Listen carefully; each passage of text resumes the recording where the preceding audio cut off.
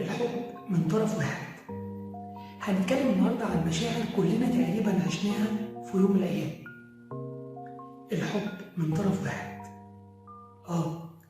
الحب اللي بتحس فيه كل حاجه لكن لوحدك. المشاعر اللي بتجمع بين الحزن والفرح في وقت واحد.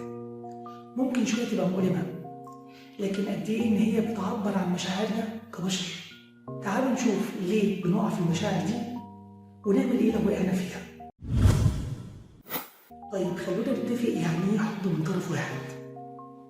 عارف لما تبقى شايف حد ان هو الدنيا كلها، كل كلمه بيقولها، كل حركه بيعملها بتاثر فيك، ومع ذلك هو مش واخد باله منك. مش شرط ان هو بيتعمد ان هو يتجاهلك، لكن ممكن يكون مش شايل نفس المشاعر ليك. الحب من طرف واحد هو انك تكون شايل مشاعر حقيقيه لحد وهو مش بيبادلك نفس الشعور. ليه بنقع في الحب من طرف واحد؟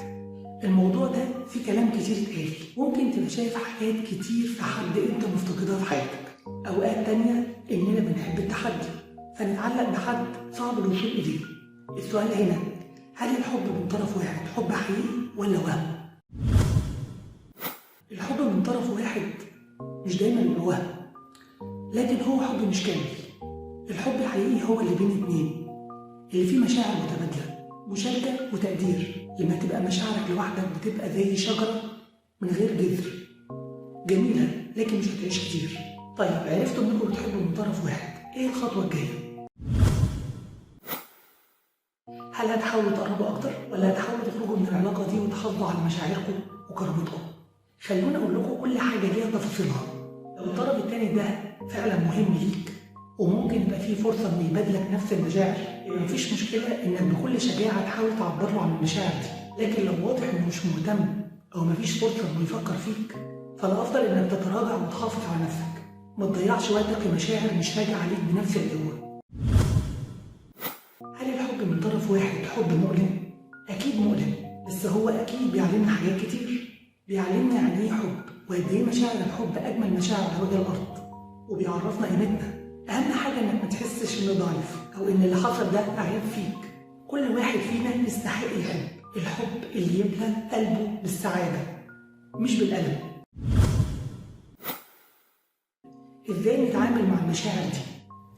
الاهم انك تحترم مشاعرك وما تكرههاش. ما تقولش لنفسك انك ضعيف، بالعكس ده دليل على انك حد بتحب، عندك احساس وعندك قدره على الحب. لكن كمان لازم تعرف امتى تقول خلاص كفايه. ما تضيعش كرامتك ووقتك في مكان ما فيهوش تقدير. في النهايه الحب مش غلطه حتى لو من طرف واحد، لكن اهم حاجه انك تتعلم منه وتعرف قيمتك كويس. ما تزعلش لو اللي بتحبه مش بيبادلك نفس الشعور، لان الحب الحقيقي هيجي في وقته. افتكروا دايما ان الحب تملي مش عاطفه، الحب قيمه.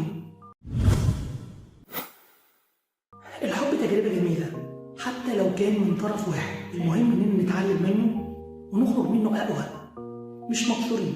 الحب مش نهايه العالم، بالعكس الحب بدايه لكل حاجه حلوه في العالم. اللي بيحب بجد عمره ما هيبقى ضعيف. اشوفكم في حلقه جديده من مبادئ الحب.